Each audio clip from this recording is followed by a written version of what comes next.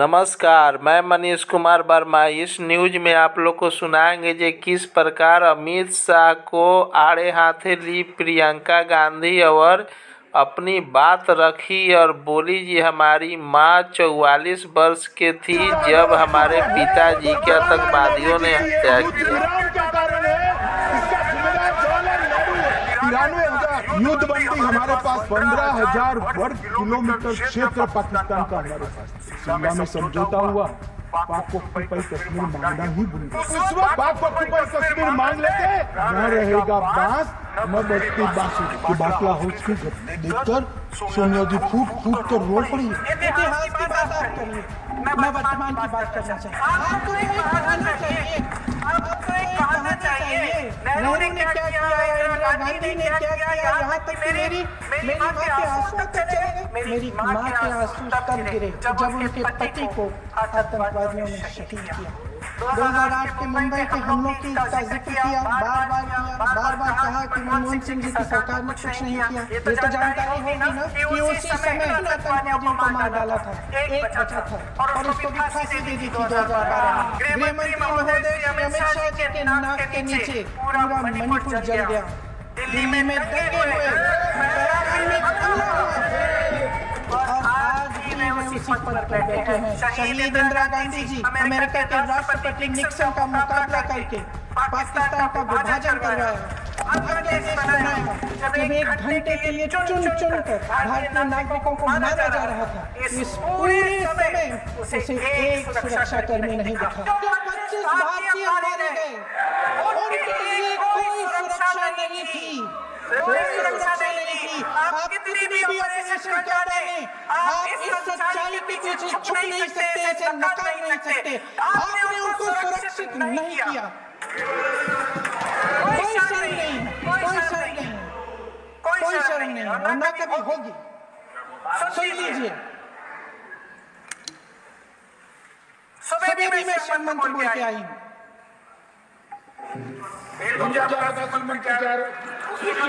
खत्म करूँ अपना भाषण। समीर गुहा भारतीय, बिट्टन अधिकारी, मनीष रंजन, हेमंत प्रताप जोशी, विनय नारवाल, सुशील नटरियल, अब्दुल श्रीकांत मंडल, हुसैन शाह, रामचंद्रन, लक्ष्मण लेले, दिनेश अग्रवाल, दिलीप दिलसे,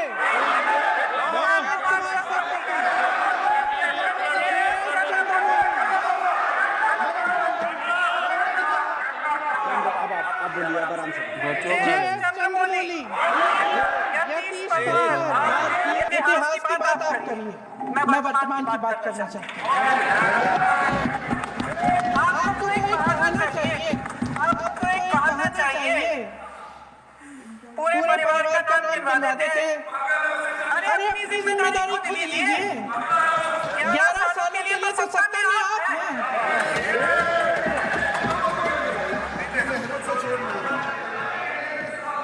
अध्यक्ष महोदय, कल सत्ता पक्ष और आज भी सत्ता पक्ष के नेताओं ने 2008 के मुंबई के हमलों की जिक्र किया, बार बार कहा कि मनमोहन सिंह जी की सरकार ने कुछ नहीं किया।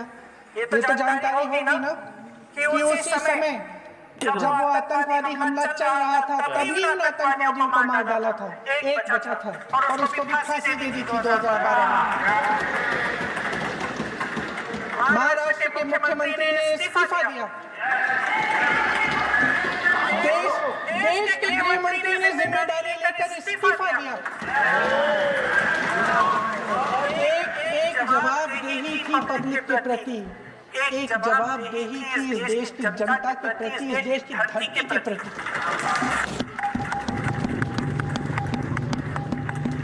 और हमारे गृहमंत्री महोदय श्री अमित शाह जी के नाक के नीचे पूरा मणिपुर जल गया। दिल्ली में दंगे हुए, उत्तराखंड में हमला हुआ और आज भी वे उसी पद पर बैठे हैं। क्यों? अध्यक्ष महोदय, बमबारी से अखबारों की हेडलाइन बनते हैं, मगर कहानी सुरक्षा में की चूक मेरी है।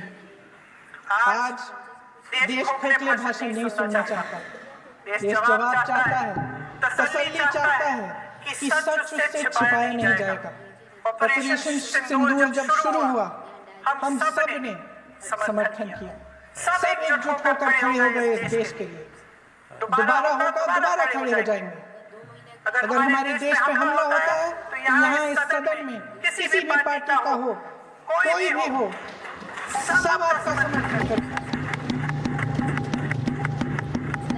हमें अपने सेना पर गर्व है कि उन्होंने इस बार भी दृढ़ता से लड़ाई लड़ी, धैर्य से लड़ाई लड़ी, वीरता से लड़ाई लड़ी।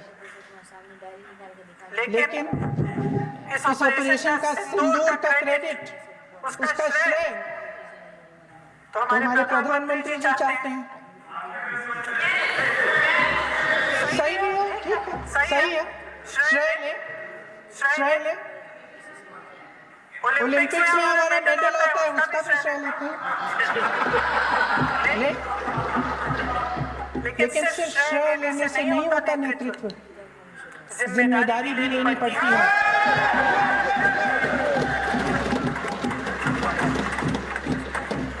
देश के इतिहास में ये पहली बार हुआ, देश के इतिहास में ये पहली बार हुआ कि जंग होते होते ही रुक गई। रुक गई है जी, और इस रुकावट का ऐलान हमारी सरकार, हमारी सेना नहीं करती, अमेरिका के प्रेसिडेंट करते, अमेरिका के राष्ट्रपति करते। ये हमारे प्रधानमंत्री महोदय की गैर जिम्मेदारी के सबसे बड़ा प्रतीक है। आज गृह मंत्री ने इस बात पर उल्लेख किया, उन्होंने कहा, उनके शब्दों में उन्होंने कहा कि पाकिस्तान के पास शरण में आने के बजाय कोई चारा ही नहीं था। आपने शरण दिया क्यों? वो आते हैं आपके देश के अंदर, लोगों को मार डालते हैं, और आप उनको शरण दे रहे, क्यों दिया शरण? इसका जवाब क्यों नहीं दिया एक भी भाषण में? जैसे ये बात उठी, शरण की बात की हमारे गृह मंत्री जी ने, इतिहास में चले गए। नेहरू ने क्या किया, इंदिरा गांधी ने क्या किया, यहाँ तक कि मेरी माँ के आंसू तक चले गए। लेकिन इस सवाल का जवाब नहीं दिया कि ये सीज़फायर हुआ क्यों, ये जंग रुका क्यों, और तब क्यों रुका जब दुश्मन के पास कोई चारा नहीं था हमारी श्रेणी में आने के बजाय? क्यों रुका ये जंग? इसका जवाब नहीं दिया। धन्यवाद, आप देंगे?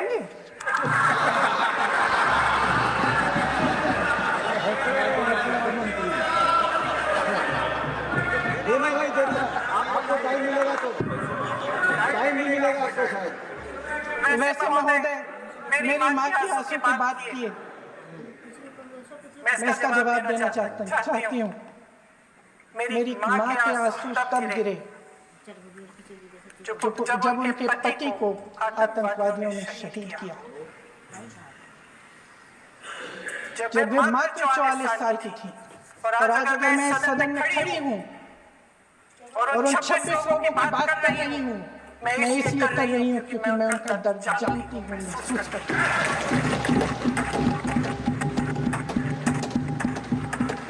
महान देशभक्त शहीद इंदिरा गांधी जी, जिन्होंने सफल कूटनीति के बल पर अमेरिका के राष्ट्रपति निक्सन का मुकाबला करके पाकिस्तान का विभाजन करवाया, बांग्लादेश बनाया, सैनिकों को आत्मसमर्पण करने पर मजबूर किया, उन्होंने कभी इसका श्रेय लेने की कोशिश नहीं। ऑपरेशन सिंदूर का मकसद अगर पाकिस्तान को सबक सिखाना था तो शायद ये मकसद अभी अधूरा है, क्योंकि हमारी कूटनीति विफल रही है।